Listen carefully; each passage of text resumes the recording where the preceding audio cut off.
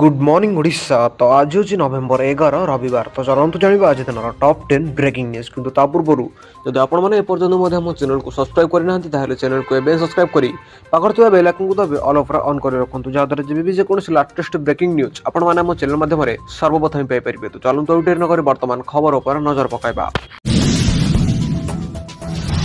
परवर्ती खबर सरकार को चेतावनी 60 वर्ष ऊर्ध्व हिताधिकारी 15 तारिख सुधा 3000 भत्ता प्रदान कराना गले एक्शन भत्ता वृद्धि अभियान ओडिशा पक्षर कटक जिलापाल ऑफिस कले आगे जोरदार आंदोलन शह शह हिताधिकारी प्रचंड खरारे हाथ में भत्ता कागज और परिचय पत्र धरी 60 वर्ष अधिक हिताधिकारी कहीं 3000 टंका भत्ता दिज्व ना प्रश्न कर मिथ्या प्रतिश्रुति दे भोट हातेबा और पर हिताधिकारी प्रतारण कर सरकार को समालोचना कर 15 तारिख सुधा भत्ता न मिले आंदोलन को जोरदार करने को चेतावनी देती भत्ता वृद्धि अभियान सुनेली स्वप्न देखाई निर्वाचन जितिले हेले क्षमता को आसिबा पर प्रतिश्रुति भूली गले प्रचंड खरारे हिताधिकारी आंदोलन हक पर कटक एकाठी हेले शह शह भत्ता हिताधिकारी हाथ में भत्ता कागज और परिचय पत्र धरी जिलापाल कार्यालय आगे प्रतिवाद एसपी ऑफिस सम्मुख में एकाठी हुई शोभायात्रा आसिचंदी आंदोलन को निर्वाचन पूर्व 60 वर्ष अधिक सबु वर्गर हिताधिकारी 3000 टंका भत्ता देवा प्रतिश्रुति देते बीजेपी हेले क्षमता को आसिबा पर राज्य में प्राय 54 लाख हिताधिकारी प्रतारित करथिबा भत्ता वृद्धि अभियान ओडिशा पक्षर अभियान करा जाय। डबल इंजिन सरकार डबल धोखा देउथिबा हिताधिकारी कहचंती पड़ोसी आंध्र प्रदेश और तेलंगाना रे 60 वर्ष अधिक वृद्ध विधवा भिन्नक्षम को 4 ରୁ 5000 टंका भत्ता दिया जाउछि। आम राज्य में 18 वर्ष अधिक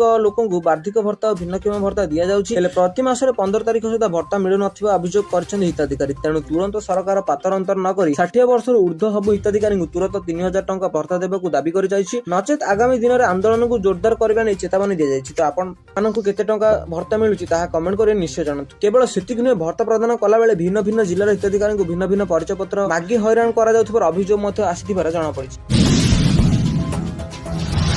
परवर्ती खबर एयरटेल वर्सेस जियो कहार मासिक प्लान सस्ता जानतु डिटेल्स। एयरटेल एवं जियो उभय मासिक रिचार्ज प्लान अनेक प्रकार सुविधा रही गोटे पटे जियो प्रतिदिन 1GB 1.5GB और 2GB विकल्प सहित मासिक प्लान प्रदान करे अन्यपटे एयरटेल प्रतिदिन 1GB और 2GB मासिक रिचार्ज प्लान विकल्प प्रदान करे डाटा एवं अन्य सुविधा विचार कर उपभोक्ता माने सेमानक सुविधा अनुसार मासिक रिचार्ज योजना बाछि परिबे। एयरटेल 30 दिन वैधता सहित 211 टंकार एक रिचार्ज प्लान अछि। एही रिचार्ज प्लान आपनको प्रतिदिन व्यवहार पय 1GB डाटा मिलिबो। एयरटेल द्वितीय मासिक रिचार्ज प्लान हेउछि 398 टंका एहार वैधता 28 दिन अटे। एही एयरटेल रिचार्ज योजना सहित आपण असीमित कॉलिंग एवं एसटीडी किंबा रोमिंग कॉल करि परिबे। एही योजना आपनको प्रतिदिन 100 एसएमएस मिलिबो। एहा सहित दैनिक व्यवहार पय 2GB डाटा मिलिबो। एयरटेल 398 टंका रिचार्ज प्लान रे आहुरी 4टी सुविधा मध्ये रही। एही योजना रे आपनको 28 दिन पय असीमित 5G डाटा व्यवहार करि परिबे। एहा सहित जियो हॉटस्टार मोबाइल सब्सक्रिप्शन ए मध्यरे 28 दिन पय मागणा उपलब्ध। एयरटेल पर जियो रो मध्ये अनेक भिन्न भिन्न सुविधा मासिक रिचार्ज प्लान रहिछि। जियो रो 319 टंका मासिक प्लान प्रतिदिन 1.5GB डाटा मिलुछि। एहा सहित असीमित वॉइस कॉल करि परिबे। प्रतिदिन 100 एसएमएस मध्ये पाइबे। एही समस्त सुविधा सहित जियो हॉटस्टार मोबाइल किंबा टीवी रो 90 दिन सब्सक्रिप्शन मध्ये पाइ परिबे। एही प्लान रे 50GB जियो एआई क्लाउड स्टोरेज मध्ये उपलब्ध। असीमित कॉल एवं प्रतिदिन 100 एसएमएस करि परिबे। एही प्लान रे 90 दिन पय जियो हॉटस्टार मोबाइल किंबा टीवी रो सब्सक्रिप्शन मध्ये मिलिबो। एथिरे मागणा 50GB जियो एआई क्लाउड स्टोरेज मध्ये थिबार जणा पड़िछि। तो आपण माने केउ सिम व्यवहार करछन्ती ताहा कमेंट करि निश्चय जणान्तु।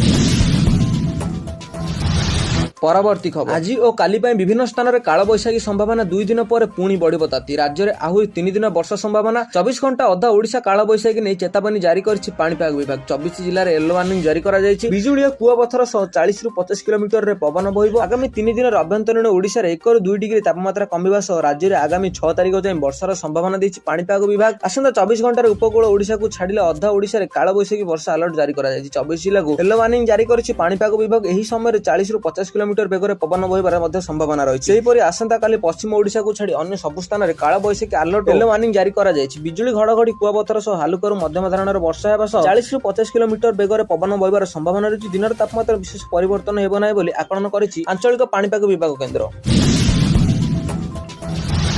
परवर्ती खबर चिकेन खाइबा केते सुरक्षित बर्ड फ्लू नेला 2 वर्ष शिशुर जीवन। आंध्र प्रदेश जड़े 2 वर्षर झील बर्ड फ्लू रे आक्रांत होई मृत्युवरण कर देश में बर्ड फ्लू जोगाणु मनुष्य मृत्युर यह द्वितीय घटना। पूर्व 2021 मसीह जड़े व्यक्तिर मृत्यु घटी। स्वास्थ्य विभाग अनुसार झीलटी कंचा कुकुड़ा मांस खाइथिला। एही कारणରୁ से बर्ड फ्लू रे संक्रमित होइथिला। झीलटी को पूर्व सामान्य ज्वर होइथिला। एहा पर ताकू डाक्तरखाना रे भर्ती करा जायथिला। किछि दिनर चिकित्सा पर तार मृत्यु होइथिबार जणा पड़छि। बर्ड फ्लू जोगु झीलटीर मृत्यु होइथिबा नै पुणे रे नेशनल इंस्टीट्यूट ऑफ वायरोलॉजी वैज्ञानिक माने निश्चित करछन्ती। एही ଝିଅର ନମୁନା NIV କୁ ପଠାଯାଇଥିଲା। ସେପଟେ ଏହି ଭାଇରସ ପରିବାରର ଅନ୍ୟ କୌଣସି ସଦସ୍ୟଙ୍କୁ ସଂକ୍ରମିତ କରିନାହିଁ। ଯଦିଓ ରାଜ୍ୟ ସରକାର ଲୋକଙ୍କୁ ସତର୍କ କରାଇଛନ୍ତି ଏବଂ ସତର୍କତା ଅବଲମ୍ବନ କରିବାକୁ ପରାମର୍ଶ ଦେଇଛନ୍ତି, କିନ୍ତୁ ଏହି ଘଟଣା ପରେ କୁକୁଡ଼ା ମାଂସ ଖାଇବା ଉପରେ ପ୍ରଶ୍ନ ଉଠିଛି। ବାର୍ଡ ଫ୍ଲୁ ସମ୍ପର୍କରେ ରାଜସ୍ଥାନର ପ୍ରାଣୀ ବିଜ୍ଞାନ ବିଭାଗ ଡାକ୍ତର NR ରାଉତ ଜାତୀୟ ଗଣମାଧ୍ୟମକୁ ପ୍ରତିକ୍ରିୟା ଦେଇଛନ୍ତି। ସେ କହିଛନ୍ତି ବାର୍ଡ ଫ୍ଲୁ ଭୂତାଣୁ ଜନିତ ସଂକ୍ରମଣ। ଏହା ପକ୍ଷୀମାନଙ୍କ ଠାରେ ମୁଖ୍ୟତଃ କୁକୁଡ଼ାମାନଙ୍କ ଠାରେ ଦେଖାଯାଏ, କିନ୍ତୁ ଏହା ଅନ୍ୟ ପ୍ରାଣୀ ଏବଂ ମଣିଷମାନଙ୍କୁ ମଧ୍ୟ ବ୍ୟାପିପାରେ। ଗତ କିଛି ବର୍ଷ ଧରି ଗାଈ ଏବଂ ବିଲେଇ ସମେତ ଅନ୍ୟ ପ୍ରାଣୀ ମଧ୍ୟ ଏହାର ଶିକାର ହୋଇଛନ୍ତି। ମଣିଷମାନେ ଏଠାରେ ଏହି ଭାଇରସ ମାମଲା ବୃଦ୍ଧି ପାଉଛି। ଭାଇରସରେ ହେଉଥିବା ପରିବର୍ତ୍ତନ ଯୋଗୁଁ ହିଁ ଏହା ଘଟୁଛି। ଆମେରିକାର ଭାରତ ପର୍ଯ୍ୟନ୍ତ ବାର୍ଡ ଫ୍ଲୁ ମାମଲା ବୃଦ୍ଧି ପାଉଛି। ଡାକ୍ତର ରାଉତ କହିଛନ୍ତି ଯେ ବାର୍ଡ ଫ୍ଲୁ ସଂକ୍ରମଣ ସଂକ୍ରମିତ ପକ୍ଷୀ କିମ୍ବା ପଶୁଙ୍କ ଠାରୁ ମଣିଷକୁ ବ୍ୟାପିଥାଏ। ତଥାପି ଏହା ଜଣେ ବ୍ୟକ୍ତିଙ୍କ ଠାରୁ ଅନ୍ୟ ଜଣେ ବ୍ୟକ୍ତିଙ୍କୁ ସଂକ୍ରମିତ ହେବାର ଘଟଣା ବହୁତ କମ୍। ସଂକ୍ରମିତ ପକ୍ଷୀ ଠାରୁ ମଣିଷ ଶରୀରକୁ ଏହି ଭାଇରସ ପହଞ୍ଚିଥାଏ। ଯଦି ଜଣେ ବ୍ୟକ୍ତି ସଂକ୍ରମିତ ପଶୁ କିମ୍ବା ପକ୍ଷୀଙ୍କ ସଂସ୍ପର୍ଶରେ ଆସନ୍ତି, ତେବେ ତାଙ୍କ ଶରୀରରେ ଭାଇରସ ପ୍ରବେଶ କରିବାର ଆଶଙ୍କା ବହୁତ ବଢିଯାଏ। ଏହି ଭାଇରସ କୁକୁଡ଼ା ଦ୍ୱାରା ମଧ୍ୟ ସଂକ୍ରମିତ ହୋଇପାରେ। ଡାକ୍ତର ରାଉତ କହିଛନ୍ତି ଯେ କୁକୁଡ଼ା ମାଂସ ଖାଇବା ଦ୍ୱାରା ବାର୍ଡ ଫ୍ଲୁ ହେବାର ଆଶଙ୍କା ଥାଏ, କିନ୍ତୁ ଏହି କେବଳ ସେତେବେଳେ ହୁଏ ଯେତେବେଳେ କୁକୁଡ଼ା ଠିକ୍ ଭାବରେ ରନ୍ଧା ହୋଇନଥାଏ। ଯଦି କୁକୁଡ଼ା ସଠିକ୍ ଢଙ୍ଗରେ ରୋଷେଇ କରାଯାଏନି, ତେବେ ଭୂତାଣୁ ବ୍ୟାପିବାର କୌଣସି ଆଶଙ୍କା ନଥାଏ। କିନ୍ତୁ ଯେଉଁ ଅଞ୍ଚଳରେ ଭାଇରସ ବ୍ୟାପିଛି ସେହି ଅଞ୍ଚଳର ଲୋକମାନେ କିଛି ସମୟ ପାଇଁ କୁକୁଡ଼ା ମାଂସ ନ ଖାଇଲେ ଭଲ ହୁଅନ୍ତେ ବୋଲି ଡାକ୍ତର କହିଥିବାର ଜଣାପଡ଼ିଛି।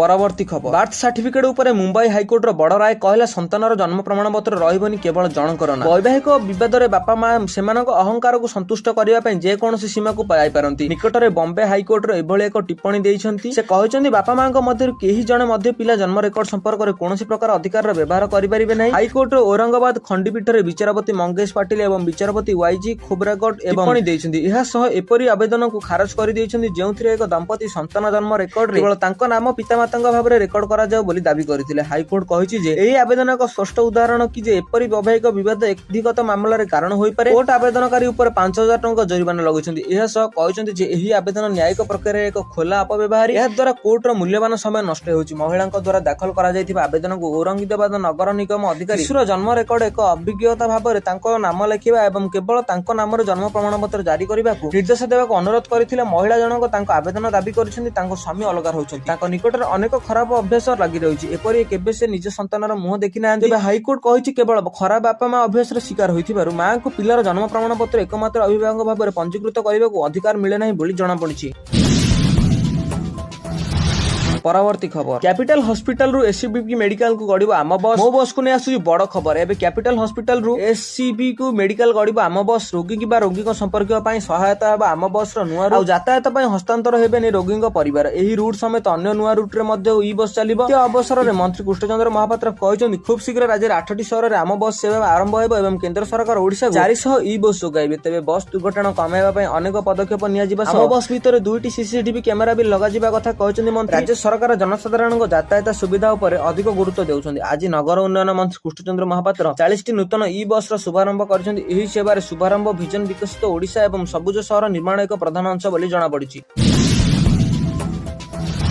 ପରବର୍ତ୍ତୀ ଖବର, ବୁଣାକାରଙ୍କ ନାମରେ ଟଙ୍କା ଚଳୁ ଭୂତ ନେଇଛନ୍ତି 2.5 କୋଟି ଟଙ୍କା। ବୁଣାକାରଙ୍କ ଆଗୋଚରରେ 2.5 କୋଟି ଟଙ୍କାର ଘୋଟାଲା। ଭୂତ ହିତାଧିକାରୀଙ୍କ ଆକାଉଣ୍ଟକୁ ଯାଇଛି ଲକ୍ଷ ଲକ୍ଷ ଟଙ୍କା। ଜମି ଜାଲିଆତିରେ କୋଟି କୋଟି ଟଙ୍କା ହେରାଫେରା। କେନ୍ଦ୍ର ସରକାରଙ୍କ ଅଣୁ କ୍ଷୁଦ୍ର ଓ ମଧ୍ୟମ ଶିଳ୍ପ ବିଭାଗ ଅଧୀନରେ ସ୍ଫୁର୍ତ୍ତି କ୍ଲଷ୍ଟର ଯୋଜନାରେ ଏହି ହଲୁହର ହୋଇଥିବାର ଆଠଗଡ଼ ଉପଜିଲ୍ଲାପାଳଙ୍କ ନିକଟରେ ଅଭିଯୋଗ ରହିଛି। ଗତ 2006-07 ମସିହାରେ କଟକ ବଡମ୍ବା ବ୍ଲକ ଅନ୍ତର୍ଗତ ମାଣିଆବନ୍ଧଠାରେ କେନ୍ଦ୍ର ସରକାରଙ୍କ ବୟନ ଶିଳ୍ପ ମନ୍ତ୍ରାଳୟରେ ଦ୍ୱାରୀ ମାଣିଆବନ୍ଧ ହାଣ୍ଡଲୁମ ପ୍ରତିଷ୍ଠା କରାଯାଇଥିଲା। 2021 ମସିହାରେ ଅଣୁ କ୍ଷୁଦ୍ର ଓ ମଧ୍ୟମ ଶିଳ୍ପ ଉଦ୍ୟୋଗନ ମନ୍ତ୍ରାଳୟ ତରଫରୁ ମାଣିଆବନ୍ଧ ହ୍ୟାଣ୍ଡଲୁମକୁ କ୍ଲଷ୍ଟର ନାମରେ ବୁଣାକାର ମାନଙ୍କ ଆଗୋଚରରେ କାର୍ଯ୍ୟକାରୀ ହେଉଥିବା ଜଣାପଡ଼ିଛି। ଏହି କ୍ଲଷ୍ଟରର ସୋସିଏଟି ଆକ୍ଟ ଅନୁସାରେ ପଞ୍ଜୀକୃତ ମଧ୍ୟ ହୋଇଥିବା ଜଣାପଡ଼ିଛି। ବଡମ୍ବା ତହସିଲ କିଚିକିରିଆ ମହୁଲିଆ ମୌଜ ଖାତା ନମ୍ବର 269-272 ପ୍ଲଟ ନମ୍ବର 1668-10/1830, 1881 ଓ 16 ଡେସିମିଲ ବା 6968 ବର୍ଗଫୁଟ ଜାଗାକୁ 2021 ମସିହାରେ 2036 ମସିହା ପର୍ଯ୍ୟନ୍ତ ସୋସାଇଟି ବା ସ୍ଫୁର୍ତ୍ତି ନାମକ ଦିଆଯାଇଛି। ତେବେ ଏହାର ମାନଜୀ ଷ୍ଟ୍ରଟିଂ ଜୟଶ୍ରୀ ରାଉତ ଏବଂ ତାଙ୍କ ସ୍ୱାମୀ ମାଣିଆବନ୍ଧ ବୁଣାକାର ସମବାୟ ସମିତିରେ ସମ୍ପାଦକ ତଥ୍ୟ ନିଜ ଜମିର ମାଲିକ ସହିତ ରାଉତ ଏବଂ ଚୁକ୍ତି ଖିଲାପ କରି ଉକ୍ତ ଜମିକୁ ଅନ୍ୟତ୍ର ବିକ୍ରି କରିଥିବାର ଅଭିଯୋଗ ହୋଇଛି। ଏଥିରେ ଚଞ୍ଚଳତା କରି ଭୂତ ହିତାଧିକାରୀଙ୍କ ନାମରେ 2,54 ଲକ୍ଷ ଟଙ୍କା ହିଟ୍ ଲୁଟ୍ କରିଥିବାର ଅଭିଯୋଗ କରାଯାଇଛି। ଏଥିସହିତ ବାହାରୁ କପଡ଼ା ଆଣି କିଛି ସ୍ଥାନରେ ଦରଜୀଙ୍କ ପାଖରେ ସିଲେଇ କରି ଏହାକୁ ହସ୍ତାନ୍ତର କରି ସୋସାଇଟି ନାମରେ ବୈନିକାକୁ ବିକ୍ରି କରୁଥିବାର ଅଭିଯୋଗ ହୋଇଛି। ସୂଚନା ଅଧିକାର ଆଇନ ବଳରେ ଏହା ସାଂଘାତିକ ତଥ୍ୟ ସାମ୍ନାକୁ ଆସିବା ପରେ ସାଧାରଣରେ ତୀବ୍ର ପ୍ରତିକ୍ରିୟା ପ୍ରକାଶ ପାଇଛି। ଏ ବାବଦରେ ଉଚ୍ଚସ୍ତରୀୟ ତଦନ୍ତ ସହିତ ଦୃଢ଼ କାର୍ଯ୍ୟାନୁଷ୍ଠାନ ଗ୍ରହଣ କରାଯିବା ପାଇଁ ମାଣିଆବନ୍ଧର ବୁଣାକାରମାନେ ଆଠଗଡ଼ ଉପଜିଲ୍ଲାପାଳ ପ୍ରହ୍ଲାଦ ନାରାୟଣଙ୍କ ଶର୍ମାଙ୍କ ଭେଟି ଏକ ଦାବିପତ୍ର ପ୍ରଦାନ କରିଛନ୍ତି। ସେପଟେ ଆସିଷ୍ଟାଣ୍ଟ ଡାଇରେକ୍ଟରଙ୍କ ଟେକ୍ସଟାଇଲ କହିଛନ୍ତି ଯେ ଏ ନେଇ ତଦନ୍ତ ଚାଲିଛି। ରିପୋର୍ଟ ଆସିବା ପରେ ଦୃଢ଼ କାର୍ଯ୍ୟାନୁଷ୍ଠାନ ନିଆଯିବ ବୋଲି ଜଣାପଡ଼ିଛି।